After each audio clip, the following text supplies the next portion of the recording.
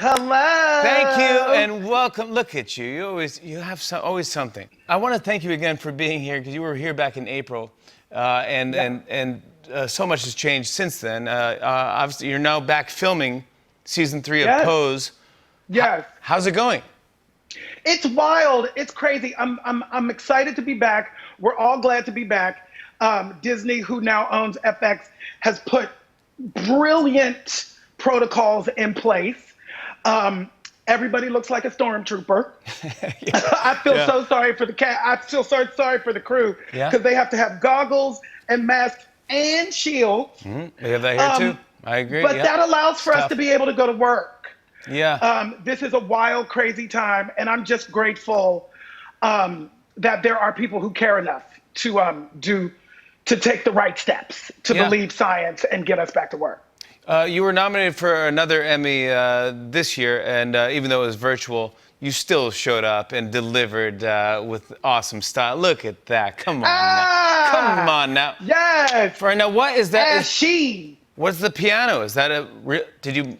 Okay, so I'm working with a new stylist, Ty Hunter, of Beyonce fame, and he and his assistant Colin showed up on Emmy Day with a piano that they had found the night before on Craigslist and spray painted white. I love it. And they brought a backdrop and a photographer, and they came out to my front yard.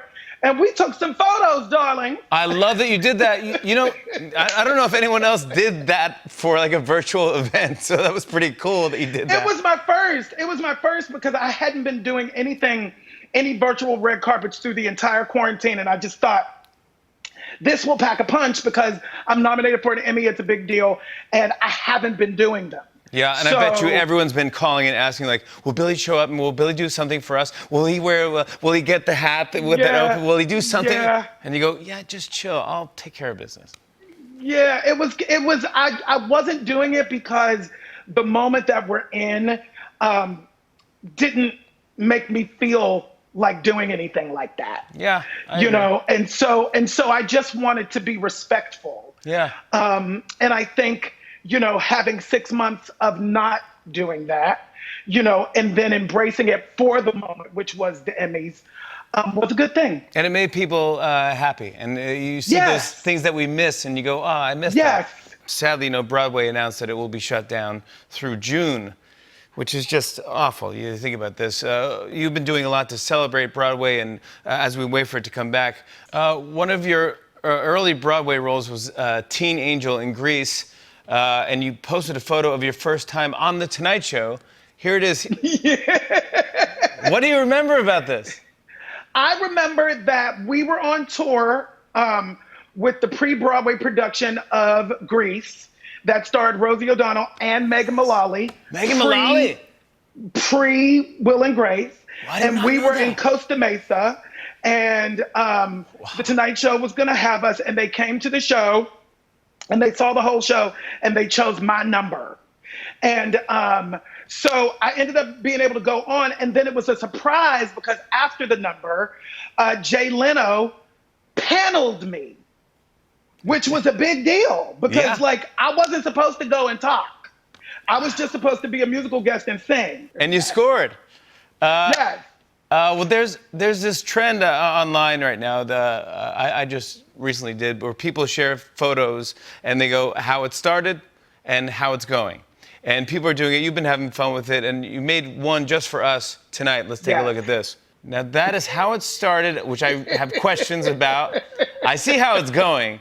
Let's start with how it's going. Where was that? Was that Kinky Boots?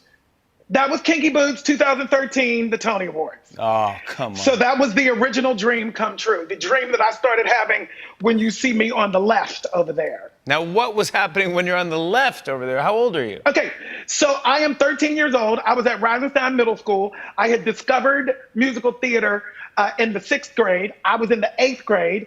And I figured, here I've spent the last 2 years playing second banana. So I'm going to be the star of the show. The show was announced. It's Oliver. I went to the library. I took out the cast album. I learned Where Is Love. I came. I sang. I did my audition. The cast list goes up, and it says Oliver Twist, Eric Pearson. Well, I storm into the director's office. Mr. Ken Lutz, who was the instrumental teacher, who I'm still friends with to this day. And I was like, how dare you? You know, like I went off on him and he said, Billy, you, Fagin, if anybody knows Oliver Twist, I was cast as Fagin. Fagin is really the star of the show. Fagin is really the lead. And I was like, okay. He said, well, take the script home and read it. Well, of course, at 13, you're just counting your lines.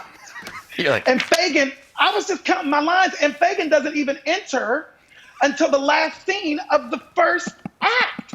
I was like, how you gonna tell me I'm the lead of a show named Oliver and I'm not playing Oliver? But that is when I discovered the power of a star entrance, darling. Really? Because the children were waiting for me. I didn't realize it was that. I didn't understand that was that. Oh my gosh, this is ridiculous. The children were waiting for me. At 13, I arrived on the stage to applause, darling. The children were waiting for you. Oh my gosh. I don't think there's anything more like you get that special feeling when a kid is doing Oliver and they sing Where Is Love. It's just like the voice and it's just so little. And yeah. Oh, but for me, I sang Reviewing the Situation an octave up in a Pittsburgh / Cockney accent. There is video. I don't know where it is, but I'm sure somebody will post it now when they see this. Next time you come on, we got to play that. Billy, you know, you also been using your platform to encourage people to vote, like your beautiful Blazer says, and be active. I know last time you were on, we talked about your version of For What It's Worth. Yes. Man, oh man, did it explode. Everyone loved it. It ended up being on Obama's summer playlist. Barack Obama's... Did you freak out? You go, wait, wow, this is... It's just, it's astonishing. You know, I've been an independent artist for a long time. I had a record deal back in, R&B record deal back in the late 90s, and they dismissed me. So I've been on my own. You know, I've been doing independent music for a while. So to have this happen, you know, to be able to crack through in this way for something that I just remained persistent and consistent on is really, really amazing. It's really powerful. And, you know, it's made it to the list of like being in contention for a Grammy. No, this is what I'm talking about. See, that's what you do.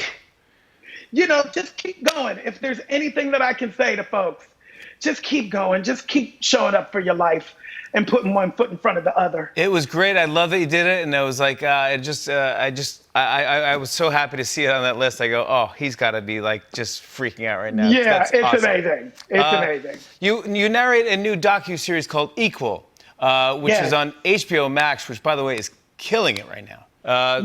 Could you set it up for everybody? Yeah, it's, you know, I think we as a society know a lot about LGBTQ plus history from 1969, which is the Stonewall Uprising forward. What Equal does is it really talks about what came before that. You know, the history that came before 1969. So probably around the turn of the century, even, you know, as far back as like the late 1800s, up into the Stonewall Uprising. And I learned a lot about stuff that I didn't know. And they called and asked me to be the voice. So that's what I did. It's really exciting and it's really, really good. It's really empowering. You are so talented. You are fun. You are fearless. We love you here. I want to show everyone a clip of Equal, which premieres Thursday on HBO Max. Take a look at this. 100 years ago, lesbians and gays could find their fun together in the underground world. We're talking the roaring 20s and the dirty 30s. You know, prohibition, speakeasies and the like. It was still on the down low, but you could find the gay life if you knew where to look for it. But by the 1950s, queer love was forbidden love. A conservative chill set in across post-war America. Billy Porter, all 4 episodes of Equal begin streaming this Thursday on HBO Max. Next time you come on, Billy, I need that video. I'm going to find it. I want to hear that. We'll find it. I'm sure I will hear from some folks. We got that one, and we got Guys and Dolls from when I was in high school, too. They're out there somewhere. I've seen them. I love that the kids were waiting for you. They were waiting for your entrance. The children were waiting for me, honey. Gave me applause, darling. On and on and on. I said, and it's on.